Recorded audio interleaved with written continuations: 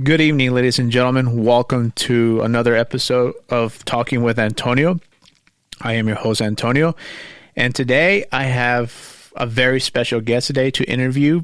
I have known him, I would say, half my life since sixth grade. And we met at Walter Reed at sixth grade, and we've been friends since then. So I would like to please give a warm welcome to my very special guest, Gilbert. How's it going, man? Good to be on, dude. Oh, man, thank you for being on, man. I greatly appreciate that, man. Oh, it's been exciting when I doing it. I like doing interviews. It just like feels more like you can interact with more people and whatnot, especially like people you know. It's exciting, you know. Yeah, it looks like you're really passionate about the thing too, man. So you just keep at it. Oh, thank you, man. I really appreciate those kind of words, man. So, today's subject is going to be about none other than something that we both have in common: video games. Yeah. Okay. Non-stop. Oh yeah. They always say to like act your age, right? But I was born in 85, 38 now at the moment, but I've never been 38, so how the heck can I act something I've never been? You gotta stay young forever, man. You gotta play those video games all the time. And you know, Gilbert, see, here's the thing, you know, I'm 39. I'm gonna be 40 next year. Can you believe that? I do hear that saying a lot of act your age. I mean, what do people mean by that? Act your age? Are you supposed to act a certain way when you grow up or something? When you're growing up or something? Come on. All the stuff that I've actually learned about all those people, and then books that I read, seminars that I've attended to. I've kind of always known that people that usually say that are actually jealous about your life for some reason. Because I'm not saying that kids is a bad thing or them having kids early, or like obviously that I don't have no kids. And me and my girlfriend, I believe she wants kids, so I wouldn't mind kids either. Even though if I do happen to have kids one day, like I'm still gonna be same way too. Like you could still be grown up and have responsibilities. But those people that say that at your age, I know for a fact they're like jealous of your life because they want to be in your shoes 100%. Because they hate your life. Mm-hmm.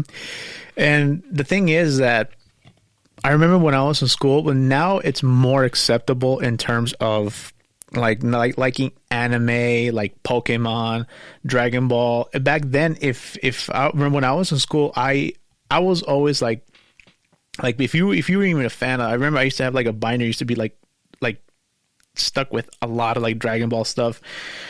I remember there was a classmate of mine. I was never really a fan of the guy, and I remember he saw my binder. He said to me, "Man, what the hell? Why do you have all this stuff, man? Grow up, you know. You're in, I believe I was in seventh grade at that time. You're saying, come on, dude. Why are you having those type of things in your binder, man? You're growing up, man. Act your age." I'm like, and people like, I do remember that binder that you had too, that Dragon Ball Z one. I do remember that one. Yeah. Yes. Back then, like you were like considered like the nerd of all time. Like nowadays is more acceptable. Back then you were just like what they call an outcast. And I used to talk about video games also.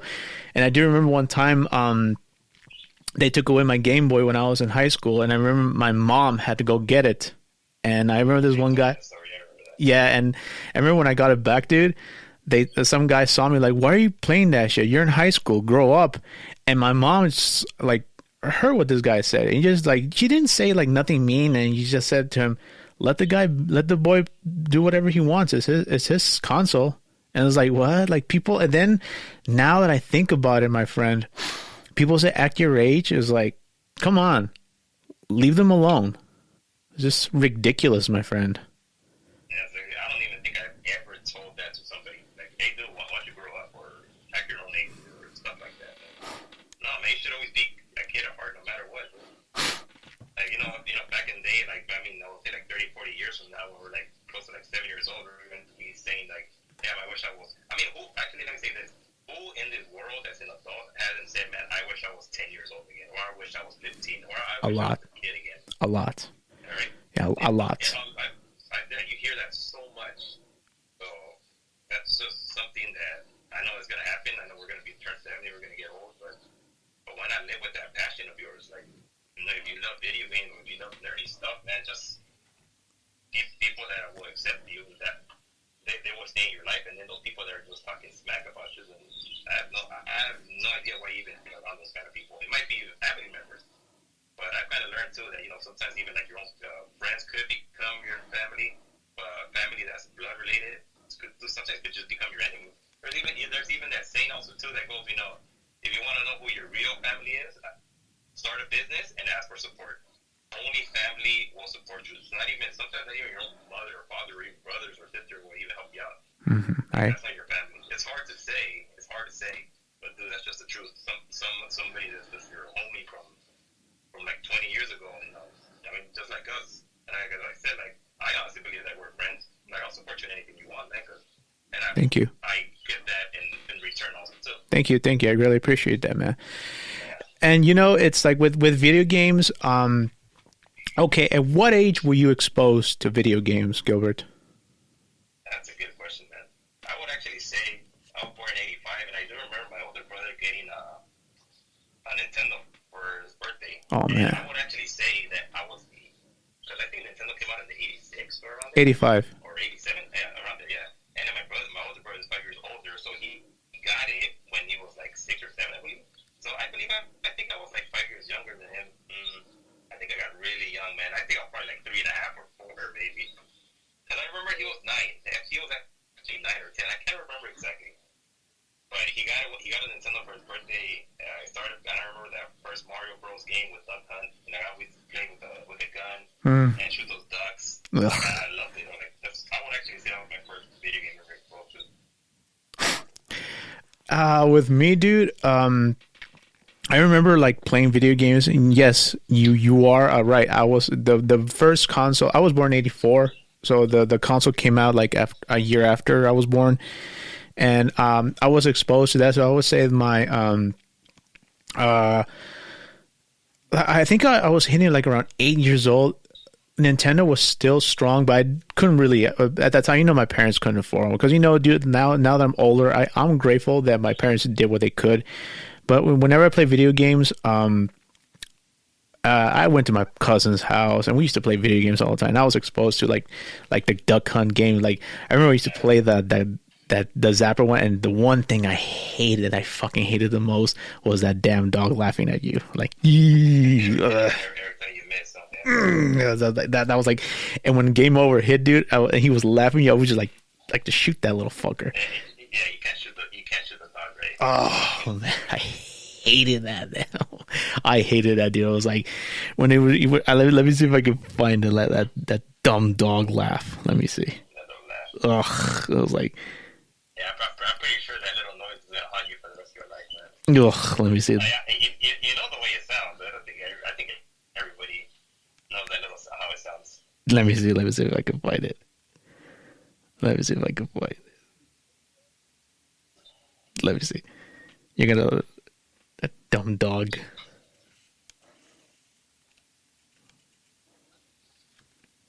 Let me see if I can find it. There you go.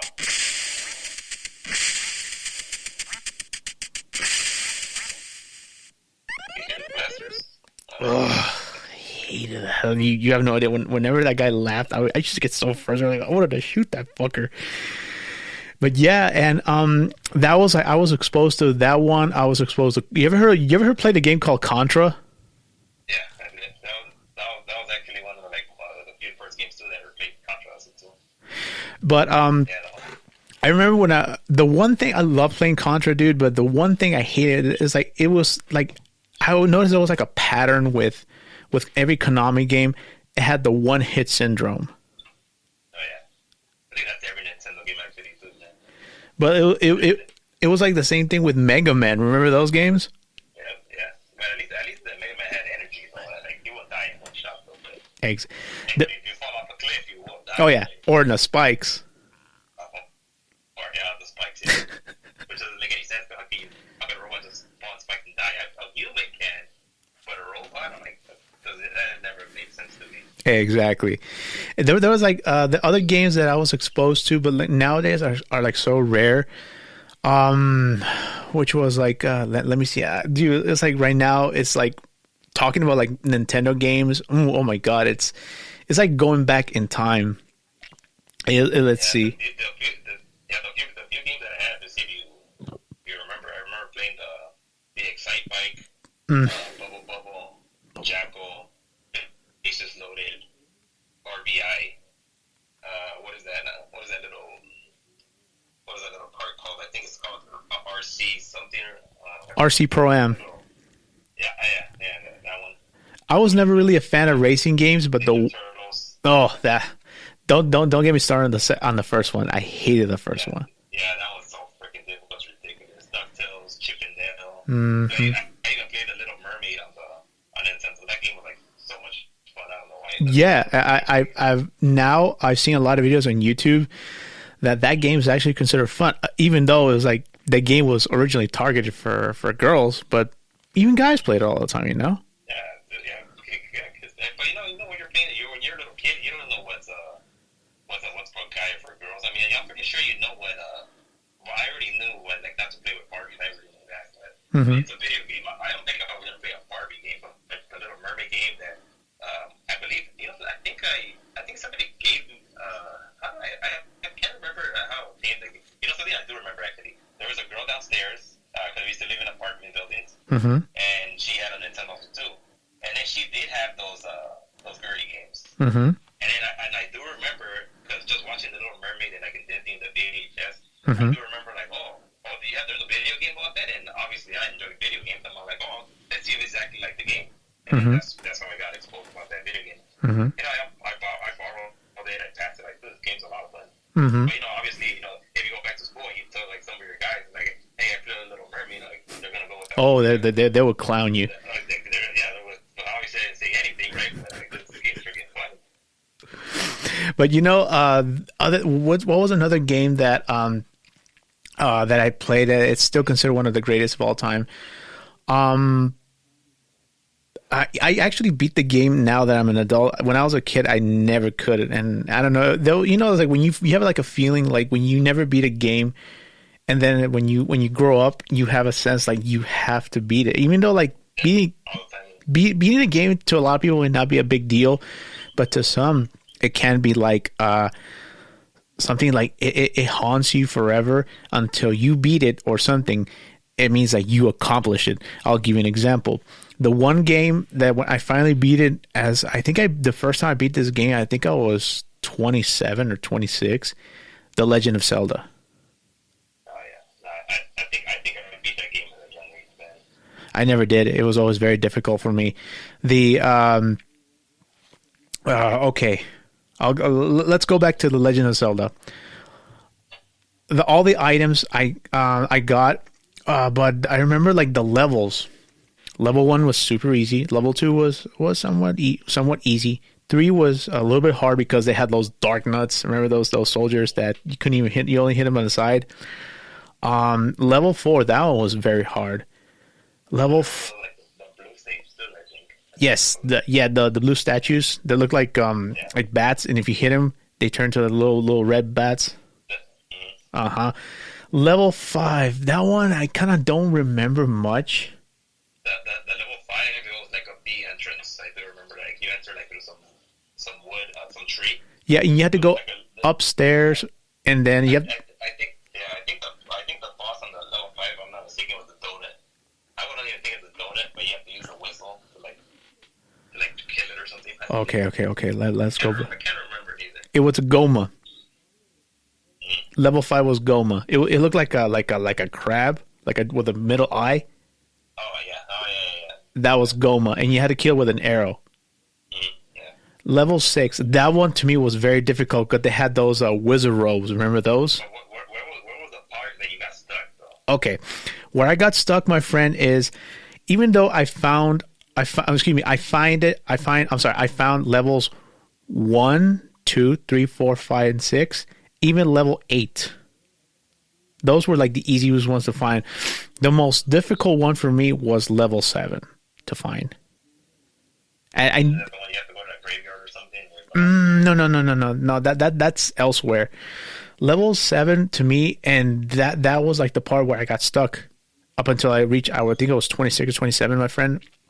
Where There was, like when in other levels, you remember you speak to an old man and they would say like dumb random shit. But there was this one thing that I do remember now. When I was old, I do remember. He said that, and I quote: "There are some stories that fairies don't, and some fairies don't live." Because remember in the Zelda game, you went to like in this little lake, you see the little fairies. And then I remember there was one time, there was this one on the west side. There was this one little lake where had no fairies. It just had one of those bulldog looking creatures. Now I remember. That's where you play the whistle in that lake. And I was like, and then when I was at Secrets Where Fairies Don't Live, I was like, how did that work? But that's where I got stuck when I was at a young age, until I played it, and then that's when the magic of YouTube started to appear. And that's something I could actually remember that time. Like I remember that 7 very clearly too, and I so happened to find that level 7 just by complete accident. Because I remember I used the whistle in that one section, and then I remember that I told my older brother like, "Hey, I found level 7," and I remember that thing so clearly because he couldn't believe like, how'd you find it in this deck? A lot of people were stuck, but I was just lucky. I like playing the blue like on certain places, and then I just found that thing from pure lucky. I'm like, "Hey, where the heck is a tornado?" And then I entered the little stairs like, "What the heck is level 7?"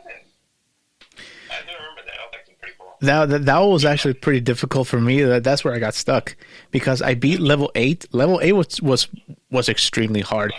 And then I remember when I was playing, even when I was in I think it was Walter Reed years, during 8th grade, I found level 9, but I remember they said that the old man said ones who don't have Triforce can't go in. And that's what I was like. I couldn't go in because I couldn't find level 7 at that time. That's where I got stuck. You do know when you beat the first series of Zelda, then you have to beat it again, but it's more difficult, right? Oh yeah, to this day I have not beat it. Yeah, I beat the whole thing, man. And then to come to think about it, I don't remember if I was like 11 or 10 years old when I played that game, but I do remember like all those games that I used to have. I used to beat. I beat every single one of them. So like, that's like what you were saying too. Like I couldn't. I mean, you can't leave a game undone because that thing will haunt you. So you're like, I never beat this. Like I have to go back. So so you could.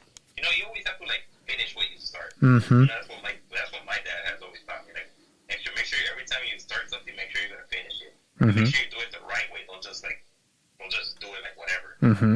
Finish it the right way. But obviously, I know not everybody is. I'm grateful for my parents that I agree. Parents to train their kids properly, right? But I always had that thing in my mind: finish what you start, do it the right way. Exactly. And Gilbert. And when it came to video games, I remember my mom got me my very first Nintendo system, but it was because when they first came out, they had what they call the action set. It had the Nintendo system. It had 2 controllers. It had the zapper, and also it had the whatchamacallit, the Super Mario Duck Hunt combination game. But at that time, it was like $200. It was a lot of money for its time. It was a lot. So I remember my mom, she wanted to get it for me. I'm not gonna lie to you, but at that time, she did have money, but it was just like my dad said no. I was like, yeah, I understand. But then when I really got my very first Nintendo system, it came out with the challenge set. It had the Nintendo console, 2 controllers, and at that time the new Super Mario Brothers 3 game came out. That was my first. But I would say that was when Nintendo, the NES, was on its waning days, because around that time my mom got me that because it was 1991. I'll never forget. I was watching TV. The Super Nintendo came out. I was like, oh shit, I want to get that. And that's when they were announcing Super Mario World. But I asked my mom originally. I said, "Hey mom, can we get that?" And she said, "Yeah, we'll see what we can do." But I think it was like $299 at that time when it came out, so it was super expensive. So I said, "No." My mom was like, "No, we can't." I was like, okay. In reality, I was kind of like bummed out that I couldn't get, but my mom, to make it up, got me the original Nintendo. it came with the Mario Brothers 3, which I liked it, you know. And that game, that was another game I never beat, but I beat it maybe like 2 years later. I was still like in my teen years, and that to me, Mario Brothers 3 is considered one of the greatest of all time, but it was also the most difficult, if you ask me. When you agree? Yeah, that was good, man. It was. The whole game was fun to go through it, man. And then obviously, if you wanted to do the cheat way, you know, you collect the whistles and go to the boss right away. And even fighting Bowser for the first time on that Super Mario 3, that was a lot of fun. Like, just fighting, and those bricks that you have to jump, and he'll fall to his own divine or whatever. Mm-hmm, exactly. Yeah, that game is like so awesome, man. It was great, dude. But you know, when we were growing up, video games were all, you know, besides consoles were evolving. Like when Super Nintendo came out, you know, food for thought, I never owned a Super Nintendo in my life. Right. Never did. I don't know. I did, but I did. I think I own all those systems. Okay, you owned you bought the first Nintendo. Okay. The first Nintendo was actually my older brother's. But it was still yours nonetheless, though. Yeah, you know, I still played it with it. When the Super Nintendo came in, and I think it was in your situation too, that I had parents that, you know, didn't have a lot of money, and then I wanted things. So what I ended up doing, like, I think I was always a hustler in my life. I think everyone knew that. Mm-hmm. I would always sell stuff at school. Mm-hmm. It could be candy, burnt CDs, whatever that. I remember. Tickets, right? Mm-hmm. And my allowance in middle school, I remember it was like $1 a day, which would be like $5 a week, right? And then I would calculate all of that too. So I would tell myself, okay, a video game costs $50, right? Uh-huh. Okay, if I save my money for a month, I'll have a little video game. And then the same thing when the Super Nintendo came out, I think I was already older, and then I was just hustling, freaking selling stuff. Selling candy, selling burnt CDs at the time, I think. No, I don't think CDs. No, CDs would happen in high school. I think it was just selling candy at school. Because, you know, I think I was just always a hustler to begin with. And my mom and dad didn't have a lot of money, but they always told me that if you want something, you have to work for it. Mm-hmm. We're not just going to give you anything. Mm-hmm. The only thing that we give you in this house is love and food. Mm-hmm. Like, And a roof over your head. You guys. Yeah, well, obviously, yeah. I think the love is in the roof already. Yeah. But all that stuff, I never had to beg my parents for anything. I know what I needed to do, and I always made sure to do it. And obviously, I have older brothers that help out too, because he would want to play video games too. But you know, you said that you would never beg for your parents, but I know for a fact that they would have given you something nonetheless. You know, they're parents. You know, they always help you out nonetheless. Yeah. But you just didn't want to do it. You know. No, I would honestly remember telling them, like, hey, I have $40. You think you could cover like $10 and go get it? Like, you know, if I'm more than halfway there, like, they wouldn't mind chipping in $10. Mm-hmm. Mm-hmm. Exactly. Yeah. But you know, when Super Nintendo came out, video games were also like becoming like every year that was passing. I remember it was evolving. I believe it was around 1993. I think it was after I got the Nintendo, because I remember my very last game that I purchased for the original Nintendo. I don't even know how I got it. I don't know whatever happened to it. Whoever got it, they got lucky. My very last game that I purchased, actually two games. It was. Do you remember a game Yoshi? Yoshi Cookie or just Yoshi? Just Yoshi. It was like kind of like a Tetris game for the original Nintendo. I know what it is. That one, now that I'm older, I would say it could have been better, but you know, it was okay. At the time, it was okay. Yeah, and the other one that was, I could say, my very last game would be Mega Man 6. I think that was my last one too for the Nintendo. Yeah, that was on, and also that was actually like on the cover, but in the game it was actually like here in the United States, that was the first Mega Man that was not distributed by Capcom. Because if you remember the first 5, it said Capcom, but Yeah, you're right. and then the sixth one it said Nintendo Entertainment. It was distributed by Nintendo, but in the game it was actually distributed by it was made by Capcom. It couldn't say Nintendo Entertainment System back then. And I remember like the Mega Man games. I'm sorry. Okay, let's talk about Mega Man for a second, like the original ones. Then we'll like furthermore about other games and other systems. Let's talk about the Mega Man games for a second. Okay, what is your opinion on the first Mega Man game? On a Nintendo, Yes. I think something. The first game I ever played was Mega Man 2 for the Mega Man series. I never played Part 1. I don't think I played Part 1 till after 5.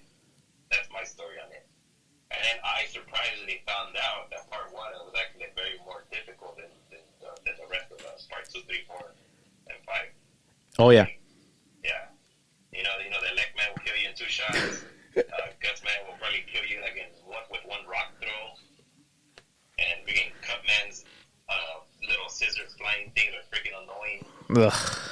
Yeah, but it was more difficult that Part 1. But I think I would have been. But I would think I was a little bit older for when I got Mega Man 1 for the first time. And you know something? I found that game. I remember I went to a swap meet one time, and I so happened to find that game at the swap meet. I was like, I've never played this one. I've never gotten it. And I was a little kid, and I remember I had like $15 in my pocket. Because I remember my dad would always tell me, no matter what, carry money, right? Mm-hmm. And I remember the guy was selling the game for $10. Oh wow. Mega Man 1. And yeah, and then that's what I think Super Nintendo was out already. And I remember I took my Nintendo out and I started playing them more. And then I found out like, damn, this freaking game was difficult. I couldn't imagine playing this game when I was like maybe 3 years younger. But but I was able to beat it and whatever. Like, at least I beat it. Like I know I have to say that I have. But Mega Man 2 by far is my favorite one out of. That's considered one of the best ones. Yeah, that's my favorite one. I even like I said, I even made it challenging to not kill the people with their original weakness, like find like additional weaknesses to try to kill them, just to make. Oh wow. Yeah, I don't know how many times I beat that freaking game. Wow. That was awesome, man. And then the last guy you beat him with that little alien, Dr. Whitey's flying around, you kill him with Bubble Man. Like, oh man, it's so much fun, man. Yeah. Mega Man 2 is considered one of the best ones of all time, along with Part 3. Because Part 3, if you remember, it introduced like other new Robot Masters. And then after you beat the Robot Masters, like they would like feel like the first 4, like on the first row, the 2 top ones and the 2 bottom ones, they would replace it with whatchamacallit, with these mysterious robots. It just like looked like other like clones, but in reality, if you remember, like if you finish one part, they would bring in like the powers from the Robot Masters from the second Mega Man. Like they had Bubble Man, Air. I enjoyed that. I enjoyed that dungeon or that level when they used to bring back the people from the past. Like, man, this is so freaking cool. It was fucking awesome. It was fucking awesome. But it was like the Dr. Wily levels and Mega Man 3 was extremely hard. I remember I had a difficult time beating like the first, like I don't know what type of like it looked like a robot that shoot like turtles. That one was extremely hard for me. Do you remember that? Yeah, I remember. You want to know a funny story? What's up? Again, like I don't know what it is about me, but I've always happened to like find to be lucky in some video games. For example, I thought in Part 3, the top man, his attack was completely useless. Like, to me, I'm like, okay, you're just spinning around, but you get hurt at the same time. I'm like, that's so stupid. And then, like, so anyway, I guess just to make the game more challenging, like, the last boss, when you're fighting Dr. Wily, I'm like, wait a minute, there's platforms there. I could probably climb the platforms and use the top man and then just, hurt him. And then, for pure luck, I tried it out, I killed him, and he died in one shot. Can you believe that? I don't know if you've ever done that. But try it with Top Man. A useless attack. He just jump over him, right in the middle, use a Top Man, he dies in one shot. Now, I don't think a lot of people know that. Or they just probably killed him like manually. Dude, first time I'm hearing this, I did not know that. I did not know that because I remember the platforms because now you have to bring the game, Oh yeah, I have now. I have to find out. Oh my god, because you know how I used to kill that last boss with this was to me was probably one of the most useless weapons. The second most useless weapon in the game was Snake Man. Yeah. That one was Yeah, you could do a snake. Yeah, you could shoot snake. that's how I killed it. But now after what you told me with Top Man, because you are right, Top Man to me was the most crappiest like weapon. Yeah, power up. Yeah, it's so useless. It's ridiculous. But now after what you told me, dude, now I gotta try it. Yeah, you definitely have to try it. So you'll be like, damn, that's freaking awesome. Because it, like now like you're now that I'm getting older, dude, you learn a lot of new things. And I just learned this right now. I'm not kidding you. I'm like speechless that I just heard about that. I was like, what the fuck? That is. I don't even think. Yeah, even if you look at a walkthrough, Mega Man 3 on YouTube walkthrough or Be Complete, I'm actually gonna check that out. I'm gonna actually see if they actually know about that. Walkthrough number 3 until the fighting glow passport to the guy. See how they kill him. Okay, I will look into that. Now you got me curious. Excuse me. Now you got me curious. Okay, now let's go on to Mega Man 4. That's also, I hear that a lot. That's like a lot of people's personal favorite. Yeah. The first time you were able to like to charge up, remember? It was, and also that the slide. Oh, actually, hold on. No, sliding was 3 already. I'm sorry. Yeah, you're absolutely right. But in 4, it was the first time they used when you charge with. Charge up. Yeah, because I do remember, and also that was actually like the first time in Mega Man 4 that. Okay, in Mega Man 1, 2, and 3, obviously it was Dr. Wily, but I think it was Mega Man 4 that they started to use other like an excuse to say to fight Wily again. It was on the fourth one. It was Dr. Kozak, I believe. Yeah, Kozak. Yeah. Yeah, and then it was like some Russian scientist that he was supposedly evil, but in reality he wasn't evil. He was doing Dr. Wily's evil deeds because he kidnapped his daughter. So I mean, hey man, when it comes to stuff like that, I mean, he had to do what he had to do. But Mega Man, in reality, Kozak was not a bad guy. He was just what they call a puppet. Yep. And it was like the robot masters in that game. Okay, it was like, correct me if I'm wrong. Pharaoh Man, Ring Man, Skull Man, Dive Man. Toad Man. Yeah, Toad Man. Drill Man. Yeah. Let me see. I forgot. I'm trying to remember. Did I mention Skull Man, right? I mentioned Skull Man. Yeah, he said Skull already. Okay. Oh my god. It's been such a long time. Dude. It's like I haven't like. Okay. Yeah, there's 2 more. I already know what they are. and I think one of them has like one of the best soundtrack in that one too. That's 4. Fuck, I forgot. Dude, it's been such a long time, man. Like, come on, help me out, man. Help me out. Sparkman. Oh, yeah. Sparkman and Brightman. Oh, Brightman. How could I forget him? But in that game, the Ring Man is considered the most difficult one to fight. Yeah, I agree. Yeah, Ring Man was... What was his weakness in that game, my friend? I can't really remember that one. Ring Man. I can't see that one off the top of my head. We'll get back to that some other time. Yeah. Okay. So how? Okay. Obviously, how would you rate Mega Man 1 out of 10 or out of 5? Out of 5. I'm sorry. Out of 5. I would rate it 4. Okay. Mega Man 2, obviously. Yeah, 5. That's 5 for me. Mega Man 3. Yeah, 5 too. Okay. Mega Man 4. Yeah, the 4. I'll get that 4. Okay. Now let's move on to Mega Man 5. I think that one, in my opinion, that's my personal favorite Mega Man. I don't know. That's like the one Mega Man I never get bored of. But it was it difficult for me? No, it wasn't. But I don't know. What was your opinion on Mega Man 5, my friend? It wasn't difficult, man. Because you as you start going to like, you already know what 1, 2, 3, 4 are about. So okay, I'm gonna fight so it's kind of the same playthrough all over again. So I already knew what to expect, but it's fun to do it. Mm-hmm. Yeah, but that's the first time too that he was able to get like different power ups too. I'm like, Mm-hmm. this is actually pretty cool, which makes the levels more Mm-hmm. much better too. Mm-hmm. But if I was to rate that game, I would still think it's 4 in my opinion. I'll probably be 5 to you, right? But, I would say a 4.5. Yeah. Okay. Now, for the final game for the NES, Mega Man 6. Now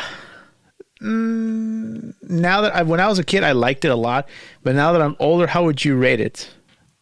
I will rate number 6. You know, I think the only thing that made it fun was like maybe the power ups. Mm-hmm. But again, it's the same thing. 8 robots and then 4 different dungeons at the end. I'm like, all right, I didn't play that one as much. I remember I beat it once or twice. So I'm like, okay, whatever. And they have like different kind of bad guys looking. I remember I think they had like Centaur Man. Mm-hmm. I'm like, Tomahawk Man. Yeah, Tomahawk Man. I'm like, okay, the names sound pretty cool. They have pretty cool, but Fireman. It was one of the. no, I think it was I don't know, Blade Man or no, not Fireman was part 1. But I remember they had the Heat Man, the Fireman, the Blade Man, or I can't remember the 6th right on top of my head. Yeah, that because I guess that one gets a lot what they call overlooked. Yeah. Me, I would rate that one. I would say a 4. Yeah. That was pretty good. But you know what they say, my friend? That was like the end of the line for the original Nintendo. But now let's move on to to the other generation of video games. Like for example, how would you consider Super Nintendo like? I always forget. Is it 3rd or 4th generation, or would you say it's like a little bit on the 4th?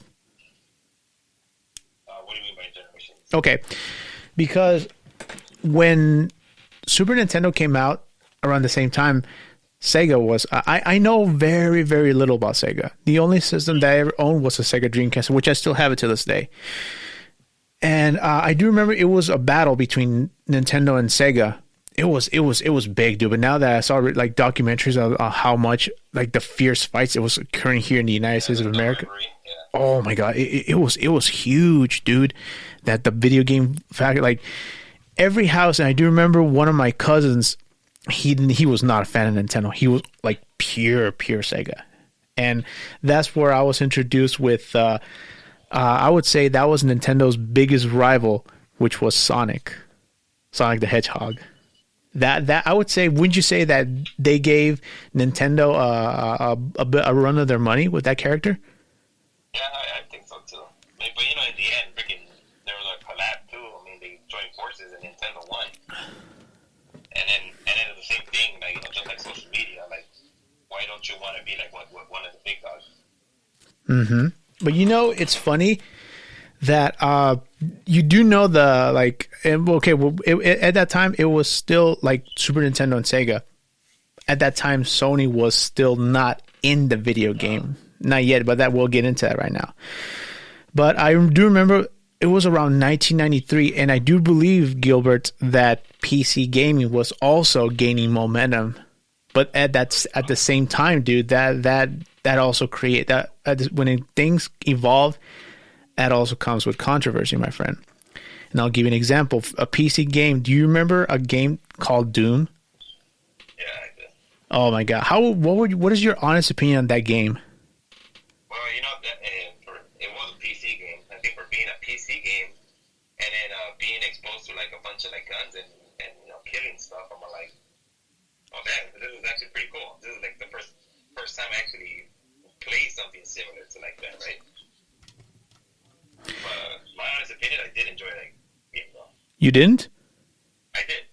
Okay, but like, where did you play that game that first? I do remember playing it on PC, and I do remember playing it at something. There was a friend and I don't know if it was high school or middle school. It was probably like in 8th grade. It was 8th grade or 9th grade, and I do remember like because it was rare to get find a PC. Mm-hmm. And then I would go to his house because he would also play video games. I'm like, hey, where's your Super Nintendo? He's like, oh no, we play video games in the PC. I'm like, what the heck? Mm-hmm. That was the first time playing. Like, oh, we're gonna play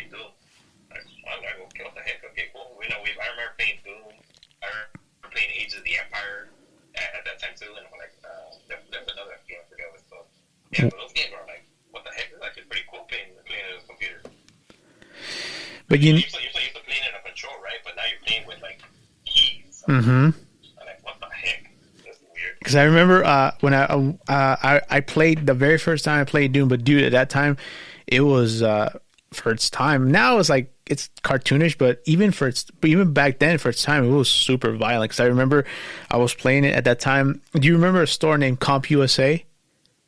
Yeah, over there in Burbank. Yes, I used to go. Top of the Barnes and Noble. Yes, I used to go. I used to go with my dad because my dad knows a lot about fixing computers and installing programs. So I used to go browse around the video game aisle, and I do remember watching this this game. I was like, "What the heck is that?" And I remember watching this kid was like shooting up these. I thought they were like real soldiers, but no, they were zombie soldiers. And I was like, "What the fuck?" And I saw how he blow them up with the shotgun and the chain gun, the double barrel shotgun. I was like, "What the fuck?" And then it came out. Doom 2 was called Hell on Earth, and that's actually considered one of the best selling Doom games of all time. And I liked it. But you know what they say, my friend? When it comes to when things evolve, comes controversy. That's where, if you remember back then, back in the old days of video games, there was no such thing as ratings. I remember I have a cartridge. It just said Nintendo seal of approval, quality, or something. But there were no ratings back then. There was like no K, A, or E, or T, or M, or none of that bullshit. But I do believe it was the fucking politicians are the ones that got involved. And that's where more controversy was coming in, because once video games were evolving to become more realistic, that's where a lot of things started to go downhill. And I do remember, I don't know who was the governor around that time here in California, or I don't know who it was, but I think it was these fucking politicians that started to put like ratings and all that stuff because they said they don't want, quote unquote, children to expose to violence and all that stuff, which I think is absolutely ridiculous. And let me ask you this. Would you place the blame on violent video games on all these things that happen in life with school shootings and all that whatnot? I wouldn't blame any of them. The thing is that, I believe we turned out okay, thank God. Mm-hmm. Those people that have done all those mass shootings or those things in movies or the bars or whatever the heck they're doing, or bombs at a marathon, they're actually people a lot younger than us. And then to me, I'm like, so obviously violence on the video games or even violence on TV, I don't even think they're the reason why. Well, they might think, but I honestly believe we freaking turned out okay. Like, I'm not even thinking of going to bomb somewhere or do a shooting. I'm like, man, if I'm gonna do that, I'll just play GoldenEye or play one of these freaking video games over here. Like, why not? Exactly. Shoot actually real people. Exactly. And it's ridiculous that because of that game, that's where they started to create the ratings, all bullshit. I do remember, I think it was a Jungle Book game that came out for the Super Nintendo, and they showed that's where the first time I saw a KA. At that time, it was just kids to adults. And when I saw it, I was like, what the fuck is this? And then my cousin was like, oh, no, it's because now video games have ratings now. I'm like, what? I kid you not. I was like, where did this all come from? But then as I got older, that's where I found it, I was like in later on the years, because of the internet, is because of politicians who are trying so hard to place the blame on things that is just like to escape from reality, and they want to ban violent video games, which in my opinion, I do not agree with. Video games are protected by I think it was like the 14th or the first or second amendment. I think is I forgot which it was that it's protected. But so you would say that, yes, look at us now. Thank goodness that we didn't want to with those crazy ass people, because when Doom came out, it created controversy, but it died down. But once again, do you remember the Columbine shootings that happened in 1999?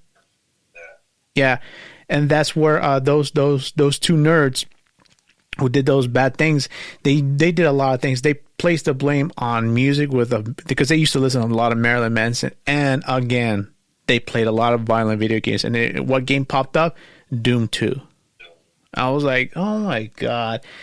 And I do remember both my folks were in favor of banning violent video games. I'm like, what the hell? Why do they want to ban something that like it's not real? It's fantasy, my friend. It's like you said, it's an escape from reality. It's just like to like we work a lot. We deal with stresses in life. We deal with stresses with people and workplace and whatnot. And when you come home, you just want to relax or you want to go work out and whatnot.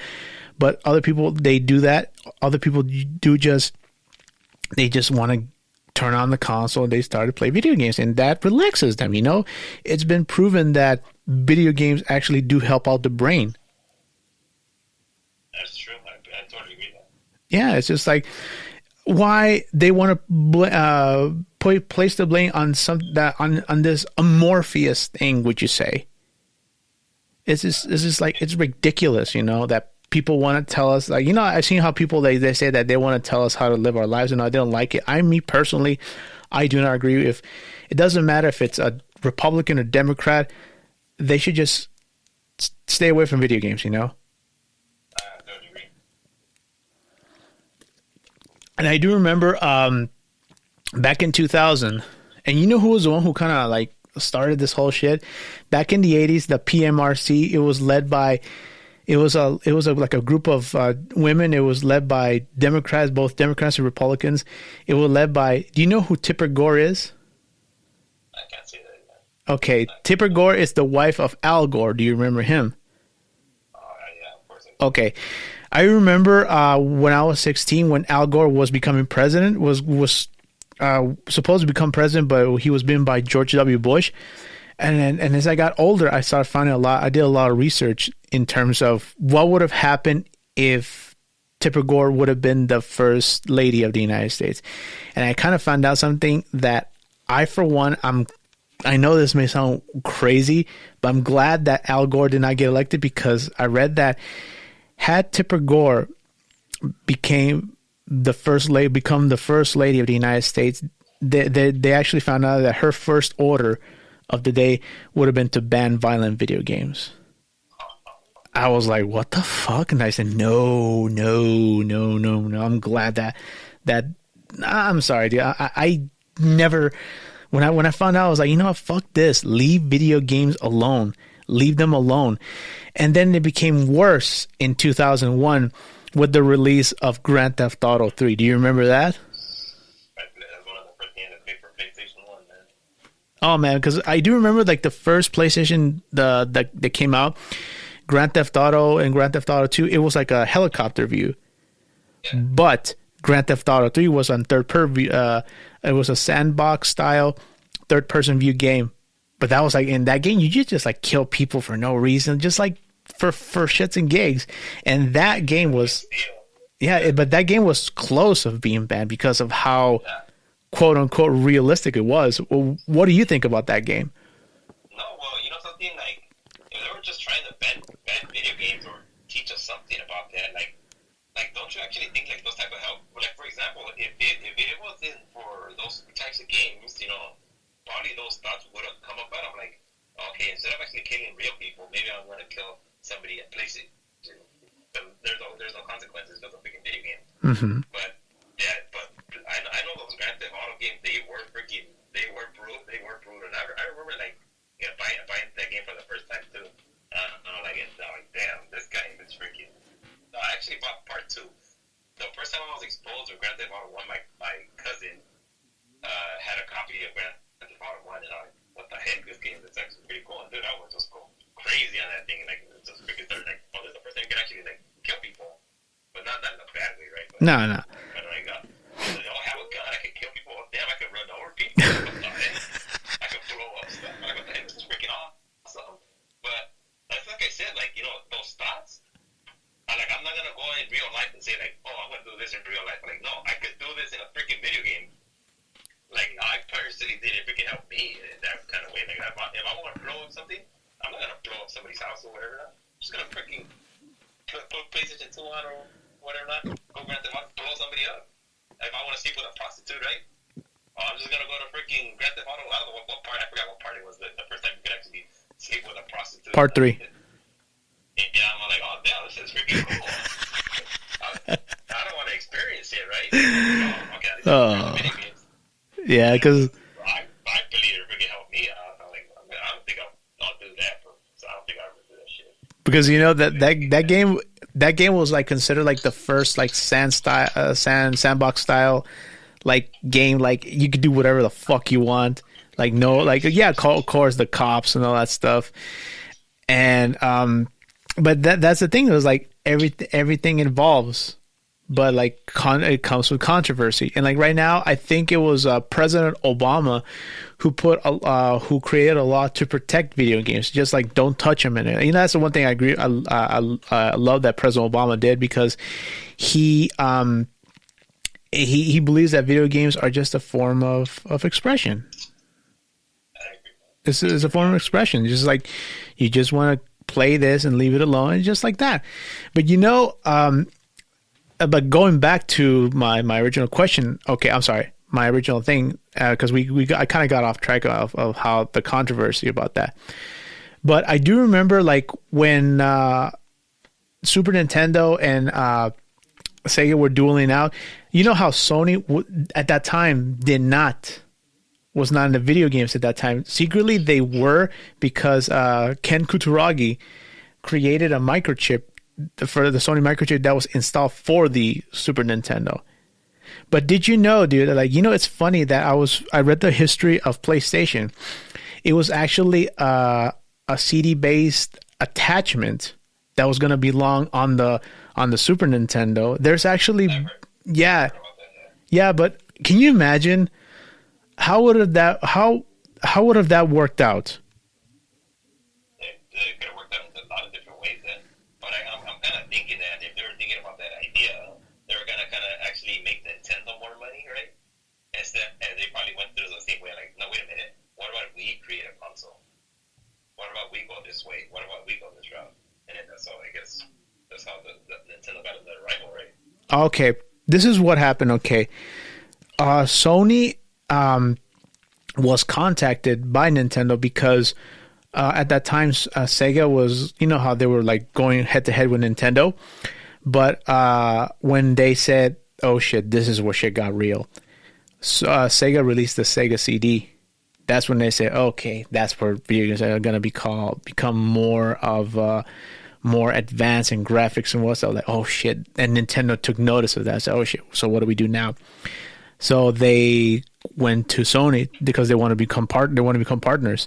And so they told Sony, hey dude, can you create something for us like that would help us like compete with Sega? Like, yeah, sure. So they created that. By that time it was called the Sony Play little space and station.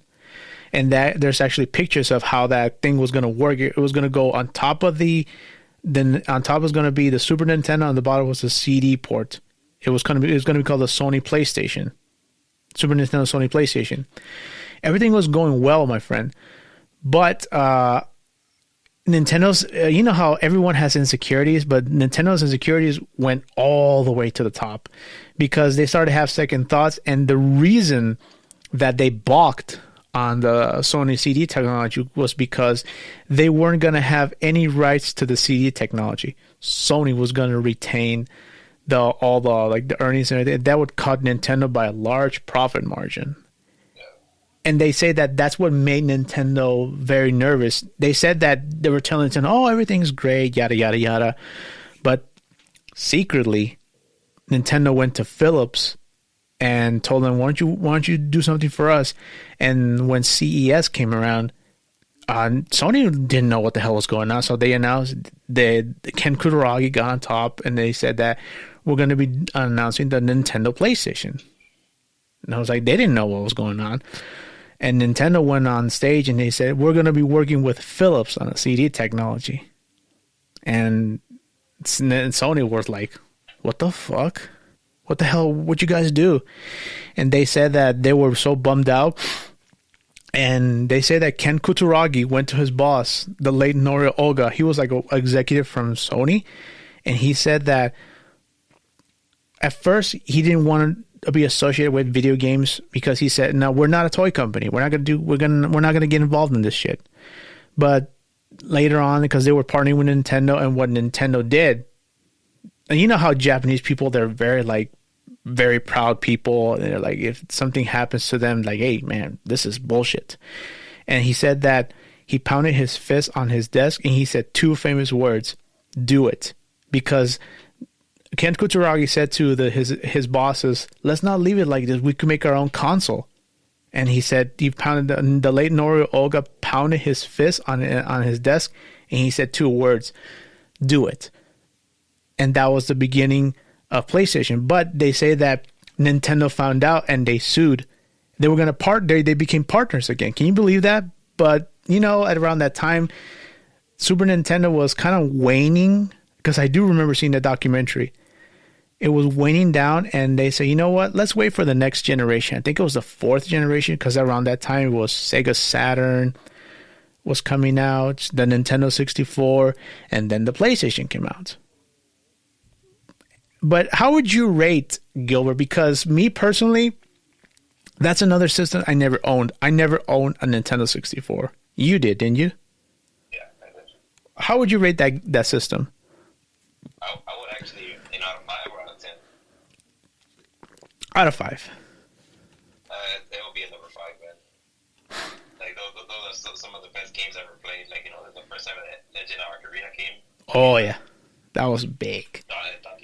Donkey Kong 64, that game system, the Mario 64, that's the first time you actually see Mario, like in a 3D world in a platform game. Like, damn, this is freaking cool. The first time I played GoldenEye in that game, I would say number 5 will be like Nintendo 64 is a hard 5, man. One of the best consoles still.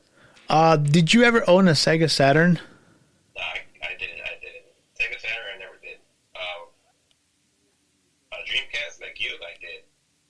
But Sega Saturn, I never owned. Anything that has to do with Sega, I'm like bad at that. I have no knowledge in that. Okay. Now let me ask you this. What is your opinion on the original PlayStation? I remember getting it, and then the first game I played was Hydro Thunder. Hydro Thunder? You're familiar with that, yeah. And then here's the thing. The only reason I got that game, because I'm a big Mega Man game, is to play Mega Man Legends. Yes. I do remember that game came out. That's why the PlayStation 1 to me so hard 5 also too. And then that's when I got introduced. Something the Super Nintendo games I used to play Final Fantasy also too. But they were playing Final Fantasy 7 and 8 and 9 on the PlayStation. I'm like, oh crap, this game is freaking awesome. And then to me, the PlayStation 5, PlayStation 1, that's when I got exposed to Final Fantasy 7. I think everybody knows what Final Fantasy 7 is. Mm-hmm. Like one of all the characters are still famous to this point. My favorite Final Fantasy game would be Part 9. And like the whole storyline on that Part 9 to me is like freaking amazing. But the rating on the PlayStation 1, there's other games on them too that are freaking great titles. For example, like Silent Hill. That's the first time I played Silent Hill. Oh, yeah. Man, what a freaking game. I was like, damn, this is freaking cool. I think there's a few Resident Evil games. I think, yeah, that's the first time I played Resident Evil there. But Gil, when you mentioned that, a lot of people say this. I think it's totally different. It's in vice versa. Resident Evil came out, I forget what year, 1996. That was from Capcom. And then the first Silent Hill game came out in 1999. That was developed by Konami. A lot of people, I do remember when I was in school, I do remember hearing that Silent Hill was a copy of Resident Evil. I will hear that all the time. Yeah, I have a different opinion about that. What would you say? No, something about Silent Hill, kind of like me honestly, I think kind of Silent Hill was like more brutal than that. I mean, because once you just think about Resident Evil, the first thing you think about is just zombies. Mm-hmm. Resident Evil, the first thing you think about is zombies. No, but the freaking Silent Hill also have, they have zombies, but dude, they just have a lot, way more going on in that thing. And then when Silent Hill 2 comes out and then 3, I'm like, damn, dude, it just keeps getting better. The more games in Resident Evil, to me, I think Resident Evil until like it got to 4, it Because I'm like, okay, that was the last one I played. But and then I had no interest about it. But the freaking Silent Hill game, I just kept on. Hell, these games are freaking cool. And the one, and then the Origins came out, and I'm like, damn, man, this is freaking cool. Like, you don't get tired of that. No, you don't. And, yeah, that's why those games, like up to now, those games have a lot of value. I don't even think there's one Silent Hill game that doesn't cost less than $100. And I think my one of my closest friends had that game. I only played it for like I would say the first time I would play it as like a cup of coffee, but it was hard. It was extremely hard. Oh yeah, because I know. Okay, we were teenagers at that time, but I'm pretty sure we were able to figure it out. Yeah, but which we did. But at that time there was no YouTube, and my friend let me borrow the magazine because how to beat and all that stuff. Yeah, the strategies.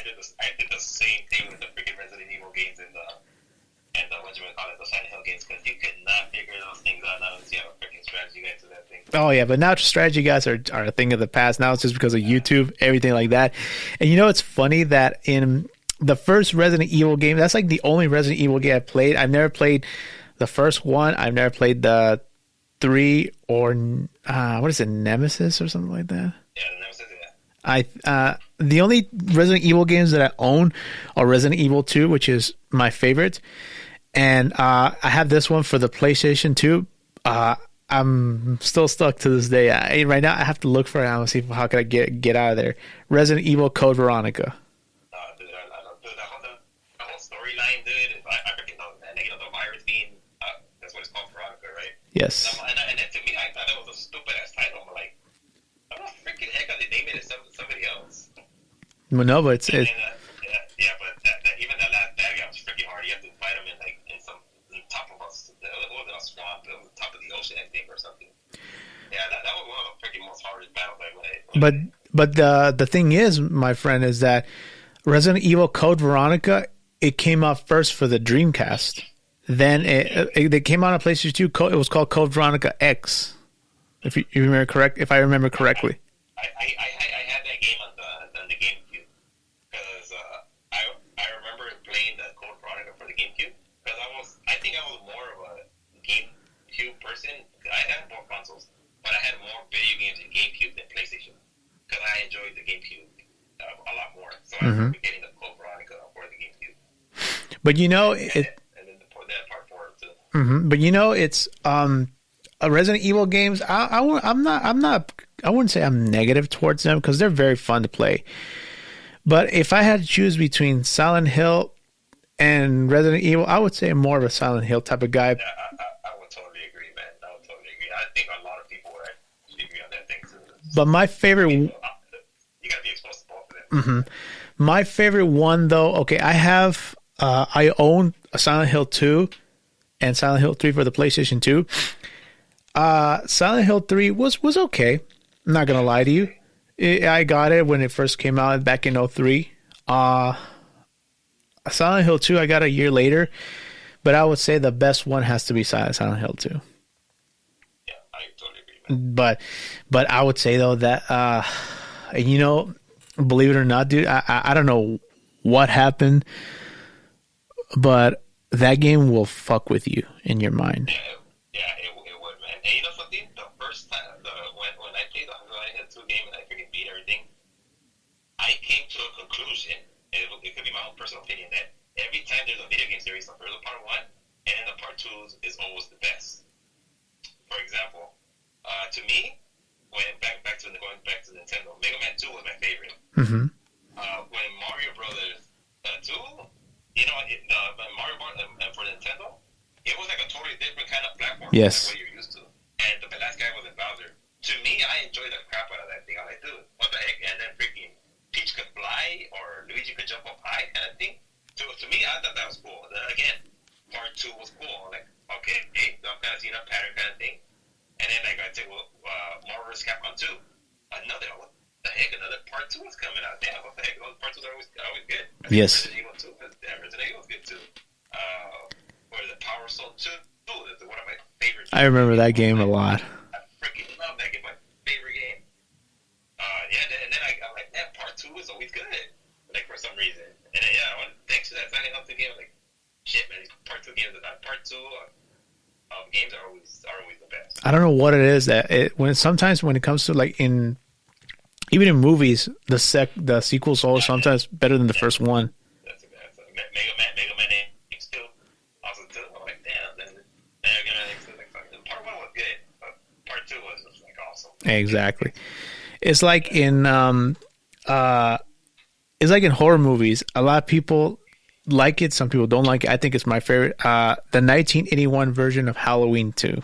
That's my favorite one. Halloween 2 is good too. Yeah. It's my favorite because it takes place in a hospital, and hospitals are fucking creepy. Yeah, you're right about too. Like, you're right about the movie. The movie too. Like, usually part twos are always the best. I don't know why, what it is. I don't know what it is either. I don't know if their creators are kind of like, okay, we gave the people this, let's give them something better. And then somehow, like part three, they could get lucky. It could be good, but something like part three, I'm like, whatever, man. Nah. But in Silent Hill, going back to Silent Hill 2, I don't know. I got it when I was 20. I still have it to this day. But as you know, dude, I go through a very personal problem. You know what I'm talking about. And not too long ago, I played that game, and I ain't gonna lie to you, dude. It actually affected me. Can you believe that? Yeah, I kid you not. It could affect those different people, man. Yeah, because before I used to play nonstop, and even the cover of the game, you can see like this, like the face of a young lady, like you can see her all sad and depressed. Even like the green background, it's a depressing sight. And believe it or not, dude, now when I played that game not too long ago, I don't know. Like I said, I don't know if it's because I'm getting older, and when I play that game, like the depressing, like the vibe, the atmosphere. Let me take it out. I think I actually have it here with me. Go ahead, my friend. Yeah, but you keep talking. I can hear you. Yeah, but dude, it's. I don't know.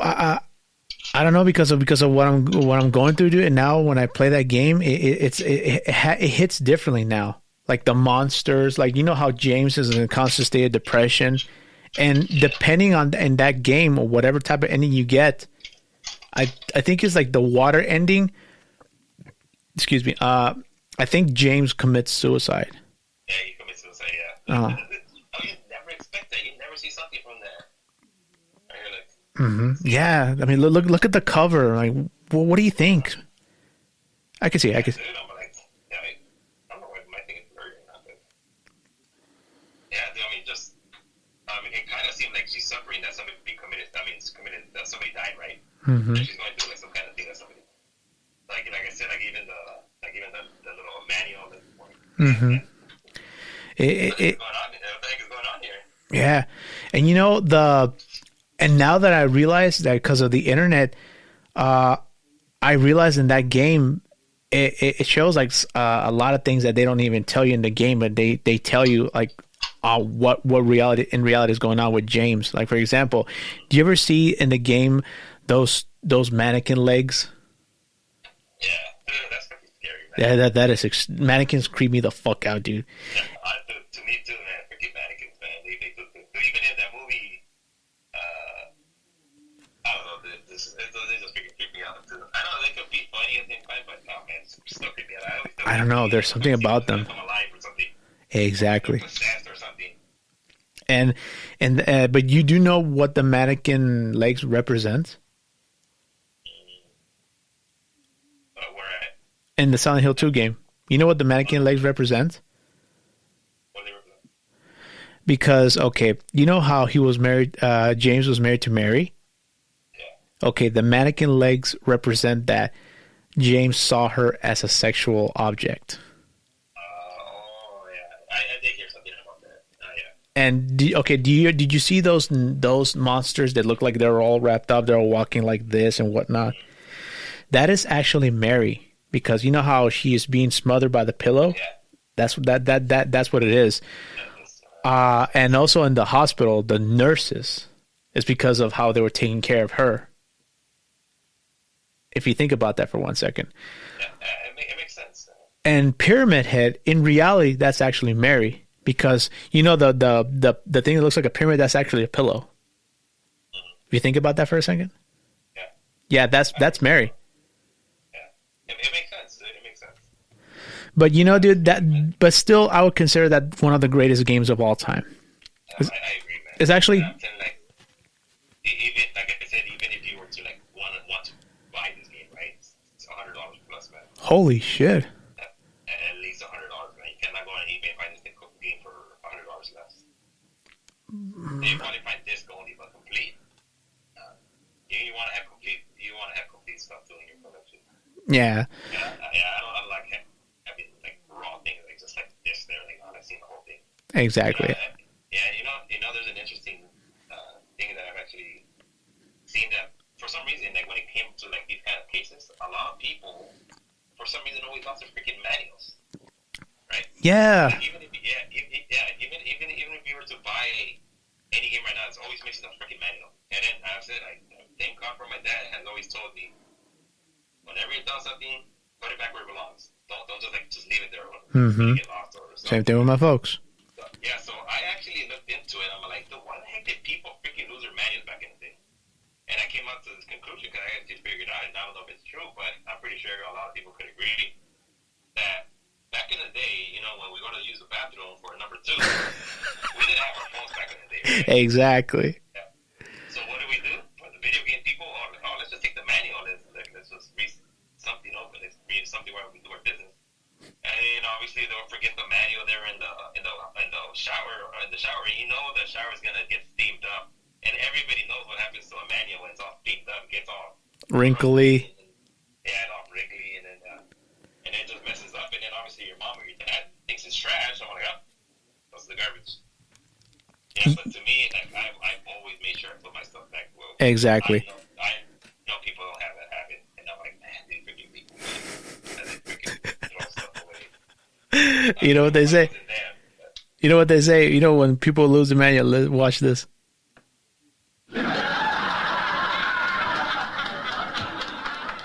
They lose their manuals. It happened. You were so right, because back then we had no phones. Even like, everybody takes their phone now. yeah, but I still read books, believe it or not. I still read books and magazines. But that game, yeah, you are absolutely right. It doesn't go less than 100. And I remember I bought Silent Hill 3. That was actually like I got it at Game Dude at that time. Brand new. It cost me like $39. It cost me at that time. But I remember, like, I used to shop for all my video games, and I still have Twisted Metal 4, Twisted Metal 3, other PlayStation games. And you know where I bought them at? Do you remember Montgomery Ward over here in Panorama City? Yeah, actually, yeah, that's where. I think I only went there once. That's where I did. Go ahead.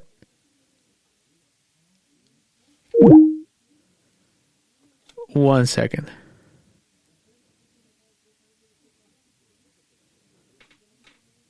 One second, people.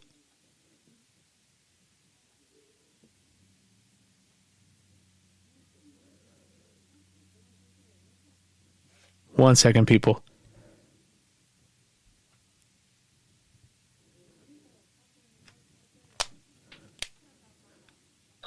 Yeah, what happened? I don't know. I have no idea, man. Yeah. No, it's okay. It's okay. You're saying, so you only went to Montgomery Ward once? Yeah. I mean, because it was where was it at? Pasadena or Glendale or something like that? No, it was here in Panorama City. Yeah, that's what I meant. Van Nuys. Van Nuys. I had no reason for me to go over there. I don't know why. Because I obviously always worked in Burbank. I never had to go over there. I probably went there. Yeah, I just went there once, dude. But that's where I shop for all my video games. And then once I started to drive, I started to go elsewhere, like Best Buy. I didn't have my first car until I was like 22, man. I was always taking the bus, dude. Same here. I didn't get my first car. I got my license like in my 20s, but I didn't have an actual car until recently. Yeah, I got it my 21st, my car, yeah. But not 20s, yeah. But I didn't get it till like 22. yeah, same here, dude. But when I started to drive, I started to go shop elsewhere for other video games. That's where I got my like. But in terms of my video games, I got at Montgomery Ward because my parents used mostly my dad used to shop at the Electric Avenue there. But it's funny that when PlayStation 2 was winding down, PlayStation 3 came out. But I would say this is just my personal opinion. Sony dropped the ball with PlayStation 3. And I'll tell you why. Okay. PlayStation 3 came out in 2006, in late November 2006. I do remember very vividly. But at the same time, they started releasing the new technology of Blu-ray. But how much did every console cost? They had like the I think it was like the 20 gig and the 60 gig. Yeah, they only have two. I think it was like a low one and a high one. But it cost like $600 because what the hell? I was like, why did it was too much money, and I do believe that they should not release that type of technology for that console because I do believe it was way too new. Would you agree? Something like I do remember purchasing the PS3 for the first time. You remember the store Price Electronics? Of course. I waited the night before. No, actually, yeah, 2 nights before, and to be one of the first ones to get the game because I know how popular it was gonna get. And I do remember paying close to like $700-800 for that thing. And it came when I got the video games too. And I remember I was working at the time too, so I was able to afford it also too. Oh wow! I was able to do that with me and my dad and my brother. I somehow convinced them to like camp out with me for some reason. And we met some friends in the line still, and I was able to keep mine, but the one that my dad and my brother got, were able to sell those for profit. And then that's why I guess when I just discovered too, like these new releases of new consoles that were playing that also too. Mm-hmm. But of course, I'll never camp out ever again because I've learned my lesson. I think after a PS3, I've never ever camped out on anything. No, it's just a waste of time. It's not worth it because I've noticed that a lot of people still camp out for Black Friday, and that to me is such a fucking scam. That is not true. It's freaking retarded, man. You still don't end up getting what you want for Black Friday, man. Nah, that's a fucking scam. But PlayStation 3 when it came out, I was unemployed at that time, and I was looking for. I was working, but I got fired because of bullshit politics in that workplace, and I couldn't afford it at that time. I bought it, I would say, like in late 08, 09. That's where around that same time Metal Gear Solid 4 came out. That's true. Oh man, because that was the only reason I purchased that game, and I have Metal Gear Solid 4 because my one of my close friends gave it to me, and I still have it. That's gold for me. And I remember when I played that game, dude, it was so realistic. But I do remember the original design for the PlayStation 3 game console, the banana. That was horrible. That was bad, bitch. That was you saw it, right? Yeah, I do remember that. But also too, like in the PS3, that was like the first time. I think it was the first time, I believe. That's when the Last of Us came out. I remember getting it too, and I was already an adult. I'm like, dude, I never played. I always thought it was gonna be like something similar to like Resident Evil, but no, it wasn't. I'm like, dude, this freaking looks sort of real, man. This freaking storyline actually makes you feel like you're living that, and I'm like, what the freaking heck? This game's freaking badass. Mm-hmm. The whole game. I can't believe the whole game, whatever, not. But and then something like even the movie came out, like not the movie, the TV series came out like last year. I'm like, damn, this was all late, man. They should have done this a long time ago. Exactly, and they just released the new Twisted Metal series right now. Like, what? They should have done it a long time ago. 1 second, people.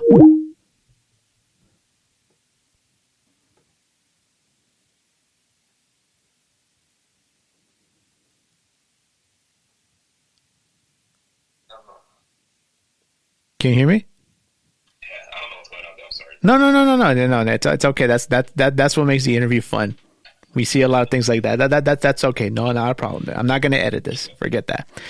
So, yeah, but you said that the Last of Us, they should have done this a long time ago in terms of serious, like video games that turning into series.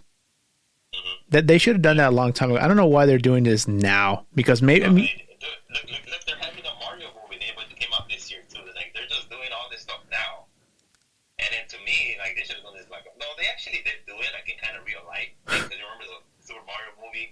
Yeah. Princess Daisy did that freaking movie's awesome. They were always doing that, but now it just feels like it's different though. Because I mean, even the series of The Last of Us, I'm like, dude, that thing was freaking badass. Like I already knew what was gonna happen.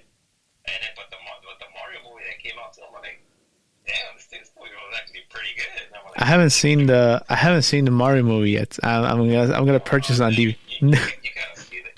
Yeah, dude, because I work a lot, dude. I work all the time, man. But like, yeah, I am gonna purchase it on Blu-ray. Because you work, it's part of your life, man. It's your little kid grind to see that movie.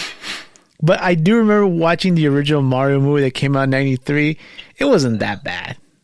It wasn't that bad, but at the time, it was good. And then that goes back to what we're talking about too. I believe that they didn't come. I mean, like for example, like the TV series, they couldn't do it back in the day, maybe because of the technology. Because right now, you see The Last of Us, I'm like, dude, this thing's cool. Like I know like all those monsters or whatever now, they're kind of like all fake believe, like, dude, but you're able to create that thing like realistic now.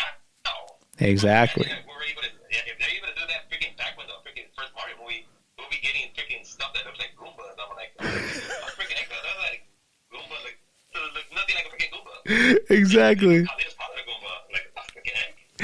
No. Stuff like that. I'm like, this is stupid. Oh my god! My girl actually saw the Mario movie, and I have to go. I think I saw it at Target yesterday while I was doing some while working. I'm gonna see if I could purchase it on Blu-ray, guys. Now you got me curious about that movie. It's man. It just they'll bring you back, man. They'll bring you back. But okay, but this is something kind of noticed from you. Okay, we're both the same age. You called Princess Peach, really? Yeah, Princess Peach. I don't know her as Peach. I only say Princess Peach because she's being called a lot. She's called Princess Toadstool. Yeah, that's how I know her. That's how I know. I know her as Princess Toadstool. Yeah, because I've always known when you're trying to communicate with somebody, you always have to try to be specific, and then to try to be specific, you have to know how to. So that's why I say Princess Peach, because there's no other freaking Princess Peach in the whole planet. Obviously, I don't believe so. But if I tell you Princess Peach, you know exactly what I'm talking about. But if I tell you, to save the princess, okay. But in the Mario series, there's two princesses. There's Daisy and there's Peach, right? So for me to be specific, I will have to make sure I talk specific, even though it doesn't make sense. Me personally, to this day, I always call her Princess Toadstool. Yeah. But that's just me, though, because I used to watch the cartoon all the time. Remember that? Yeah. The cartoon, that was awesome. That is memories right there, my friend. But it's it's funny that like all these like The Last of Us you were mentioning. And then, but going back to PlayStation 3, this is something that right now, like, we're almost like towards the end. And, this is something that I want to talk about before. But Gilbert, like you said, we're both gamers. That's something that will never, ever die inside of us. But I would say, my friend, that video games for me, after PlayStation 3, I don't know. Something happened that went like poof. My love for no, I'm sorry. Not my love. Or your interest. Yeah. Or your hobby. Yeah, it just died down. I don't know why. I don't know what happened. No one said anything to me, like no comment, no anything. It just died down for me. And I'm not gonna lie, Tony. It happened to me too, man. What year though? 2 years. I can't remember, but I remember it was like around the PS. Because I never owned the PS4. Me neither. But it was around the PS3 era, around the PS3 era. And I think the last console I ever bought was probably like a Nintendo DS because I think it was around that time. But that was the last console I ever bought. I never got into the PlayStation 4. But what do you think happened? It's just that one part of life that just happened. You just kind of like, I don't know. You just something in life. I do remember I was working a lot. I did get my first car. I guess the money that you invest in your video games kind of go into like a different way, right? Mm-hmm. I'm like, well, instead of playing video games, maybe I should work more so I could travel. I believe maybe that could be a thing because I remember I did travel a lot too. Mm-hmm. So it could be a travel thing. It could be like an expense, or it could be something. Mm-hmm. But I do remember that thing. It's just like for 2 years, like I did not play like one single video game. So like, what the heck? And then I don't know what I never owned a Nintendo Universe too. Nintendo U. Wii U? Yeah, Wii U. Yeah, I never got Nintendo. The Wii was the last one that I got. It was the same thing as the Nintendo DS. Yeah, that was the last console I ever purchased. But the Wii U, I didn't play it. The PlayStation 4, it was I don't know. It's just I don't even know what it. Something that actually got back to me, and I do remember, is that one of my friends said, like, "Do you play Smash Brothers?" And I'm like, "I do play Smash Brothers." I'm like, but he had for what console was it? I think it was for the Wii U. Yeah, it was for the Wii U. But I didn't own one. But he told me, "Hey, have you seen how many characters are gonna come out?" I'm like, "No, at the beginning." And then all these nostalgic, how do you say, like all these old characters. The nostalgia. Yeah, nostalgia. Yeah. And I'm like, what the freaking heck? They have freaking Cloud coming out. I mean, Final Fantasy 7, and I'm like, what the heck? They have freaking Final Fantasy 7 in Smash Brothers. What the heck? Mm-hmm. And then to me, I'm like, and then I went over to his house and he played Smash Brothers. I'm like, freaking video games are awesome, man. I can remember that thing so freaking clearly. And then that's when I bought it, when I started playing again. I didn't buy the Wii U. But I do remember going back to my video games. I'm like, shit, man. And I remember I had them in the storage. And I'm like, shit, man. I freaking miss playing this stuff. And that's when I started freaking playing my own video games again. I played freaking Metal Gear Solid 2. When he's an old man, I'm like, sick, man, being freaking cool. I forgot how cool it is. I played Skies Arcade for GameCube. One of my freaking favorite games of all time. And I ended up playing like the Mario series again. And I think you were able to download the Mario series on the Nintendo Wii. I remember I beat Super Mario 3 again. I was like, dude, this is freaking cool. And I think ever since then, I'm like, man, I have to get back to this thing, man. Yeah, it's and you know what? Just hearing you saying that you got your love back for video games, that is awesome, dude. I commend you for that because and right now I saw you how you express yourself, like you found this, like you found your spark again, and that to me is that makes me happy knowing that you, Gil, are a gamer, and that's like you say that you kind of stopped, but then you're back for your love for your video games again. I mean, I'm not gonna stop neither. no, that's something that's part of you.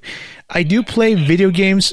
Me personally, I do play it every now and then, but I would say that I have yet to get my spark again. Like right now, I have yet to buy a PlayStation 5 because I want to get that console. I'm not gonna lie to you.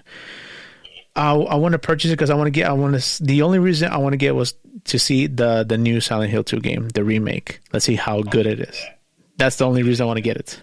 Because my nephew sent me a link to it. I was like, what the fuck? Oh my god, I gotta get it. No. I'm telling you that could be the same similar story that's happening because the friend told me too about Smash Brothers. It could be the same thing with you, man. Yeah, and you know, it could be that spark with you coming back to you, man. mm-hmm. And you know, it's funny that nothing happened to me. No one said to me, "Oh, grow up, don't play video games. That's for little kids." Nothing. And you know, it's when I tell you this, my loved ones, my nephew, hell, even my older brother noticed that I just don't play video games. And when they saw that, they were like taken aback because they were like, "What the hell? You used to play video games all the time. What happened? And I do remember one time my mom asked me, son, can I ask you something? Sure, what's up, Mom? And she asked me, what happened? And I told her, like, what do you mean? She asked me, well, how come you don't play video games anymore? Oh, that. And I told her, like, straight from the heart, you know what, Mom? I don't know. It just kind of died down for me. And now when I told my other close friend, I told him that, what happened, Antonio? How come you don't play video games anymore? And I told him I would say that I retired from video games, like, after PlayStation 3, because that's how I felt. But like seeing like all going out to these video game stores like Best Buy or Game Dude, just seeing like these all new games. I mean, when I go, I mean, it feels like going back in time is like, wow. And I used to play this all the fucking time. But now it's just like, I don't know. My nephew, like he's really into the new Xbox game. He's trying to get me into that. And this is gonna be the funny part for you. When I was playing his console, I asked him, "Where's the memory card?" And I'll never forget that look he gave me. Like, what did you just say? Yeah, because dude, we grew up in a different era. Wouldn't you agree? Yeah. Memory cards was like. But you know, Antonio, what you got to do, man? Take like a memory stroll, memory lane. Go to Game Dude, man. Even if you're not gonna buy anything, go to Game Dude, man. Just be around there. It just feels good, dude. Because even though I live like an hour and a half from there, I still want to go there because I enjoy it. I remember the last time I was over there in the valley. I'm gonna freaking go there no matter what, and I went there. I'm like, shit, and I ended up buying like 2 video games.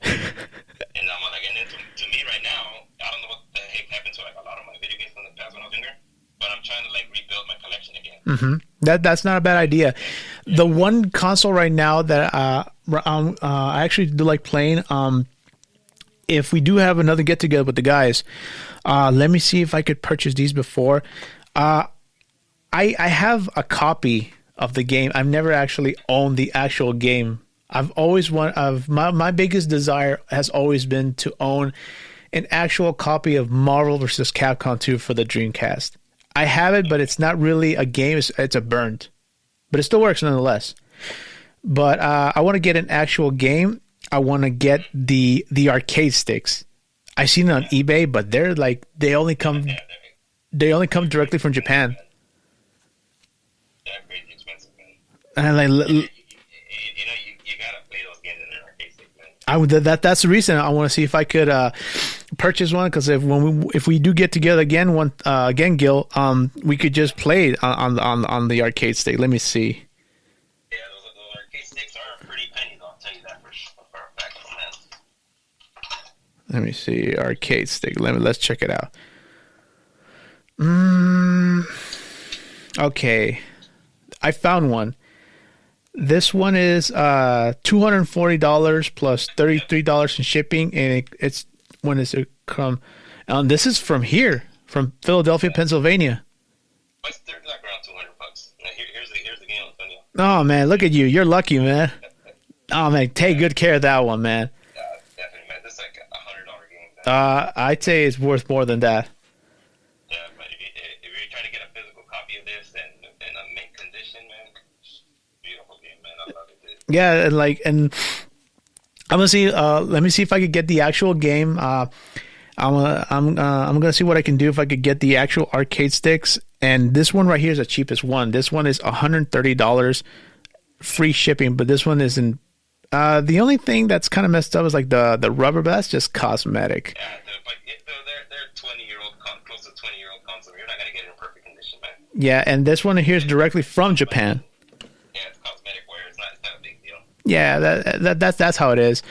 But yeah, Gil, you are absolutely right. I have to go to Game Dude because I have to get my spark back because, I mean, yeah, you're right. Other things came up, like we have work, we have other things in life. Like you have your girl and I have my girl. It's It's like sometimes like I don't know. Like I said, I have to get it back because I just don't want to just be a just a work type of guy. I'm like right now. You told me give it all you got with this. What you're telling me right now, and I am giving all I got right now because I don't want to. And I won't lie to you. I'm gonna tell you this from the bottom of straight out. I thought of throwing in the towel because I don't know why I never considered myself good, but that's all. Like I've learned to get rid of that negativity because people will fuck with you because you know how people are. They're always just like running their mouth and shit. But yeah, and I am doing this passion, and I wanna like keep going. And I mean, I'm gonna keep going. Thanks for the support of my friends and my girl and my family. And right now with going back to video games, let's see. I'm gonna purchase a PlayStation 5. I mean, I still have my PlayStation 3 consoles. The only problem is that the controllers don't work. Yeah, and just like some are like I've seen that they're like in terrible condition. I want to see if I could reconnect it because that's the only thing. Like you said, dude. Sometimes we don't have anything that means something. And now, like doing this interview right now, I'm looking at my consoles. I'm feeling like a little bit nostalgic right now. I'm not gonna lie to you. Turn them on, man. They miss you too. They miss you too. Yeah, it's It'll take you back, man. Even maybe you have to start the game all over again, but beat it, man. It'll feel good, man. Yeah, it's just. We're never gonna be 15, 20 years old again. But you know, dude, if I were to go back to an era of video games, I would give anything. Would be like the PlayStation, Nintendo 64, Sega Saturn era. I think that's like the fourth generation, I believe. I don't know why I feel like that was like video games are in their prime again, believe it or not. But I feel like back then it was more like they were in like the beginning of their prime. That's where like it all started. Wouldn't you agree? I agree, man. Back in the day, they were not even considered to be collectibles, but now they are collectibles. Yeah. And then nowadays, people know to take care of the video games. Yes. It is what it is, Gil. Oh my God! Wow, man, this has been a very, very interesting interview. Oh man. So what would be your final words to say in terms of the thing of video games right now? So I guess anybody that is hearing like, if you were a gamer like back in the day, even if you ever played a Nintendo or Super Nintendo, whatever, back in the day, whatever first console you played, and then you're in that stage that what happened to me and what happened to Antonio, I think probably what Antonio going through right now, maybe. To turn the console on, and then let the console take you back to when you first played it, because we're never going to be young again, ever again. But we have consoles, we have stuff that could take us back to when we were little kids. And I mean, because when we were little kids, that was the best time of my life, though. But I know, like I mentioned before, who doesn't want to be a little kid again? To me, I would do anything. I would pay anything just to become a little kid again. No responsibilities. Imagine that. Yeah. Because you can play video games all day. Playing video games all day. Yeah. That was like, man, that was my high. I love being a little kid. And then thanks to these consoles, thanks to these video games. Hello? Hello? Hello? Hello? 1 second, people.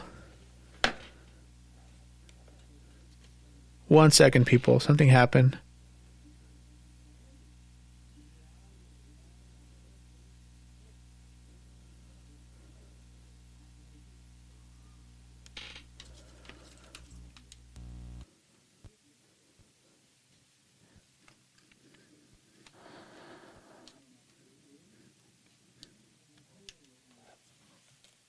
Yeah, so sorry about that. Yeah, so the iPad where I was using just got messed up. So you were saying, dude, those words you said were fucking awesome, dude. And it's funny that you mentioned like going back to being a little kid. If I like you know how I mentioned that we want to go to like the fourth generation era and whatnot. Me personally, I would like to go back to being the age of 15. I'm not gonna lie to you. I had no responsibility, just going to school and playing video games and whatnot. And like 1999 also was a good year for video games and such. But we all lived we all live day by day, my friend. And with video games, like I said before, it's an escape from reality, escape from the harshness of yeah, exactly. Like all we do is just work, come home, take a shower and work and whatnot.